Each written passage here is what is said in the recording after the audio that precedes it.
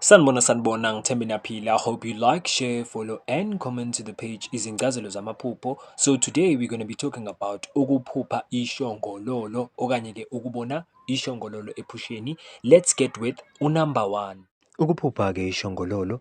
Ishongololo kwabanye kuyaba-ke ngey'ndaba zesibongo sabo njengabo-ke oBhengu, Mshengu, lisuke linomlayezo othile ofikayo ekhaya lizowubika. Abanye-ke baye bathi uma lingena endlini kubi kakhulu lokho ngoba-ke kuletha izinkinga kanye nezindaba zemali okanye-ke liyaye lilethe izinkinga owukuthi-ke kuzoba nendlala kungabi indaba zalutho. Kwabanye-ke lisuke lizobika umshado okanye kusuke kukhona okhulelwe ekhaya okanye-ke egcekeni.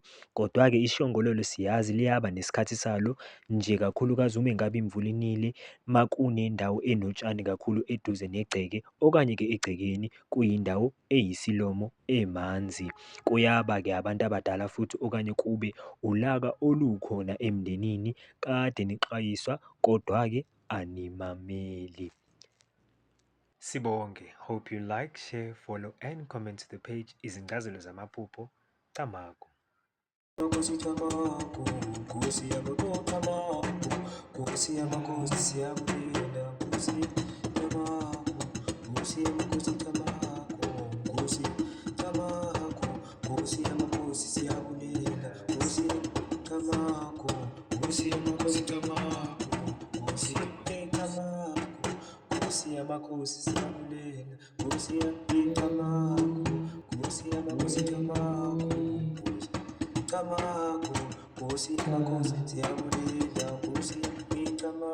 Uyinkosi yamakhosi thina siyabulela, uyinkosi yamakhosi siyabulela, nkosi yamakhosi.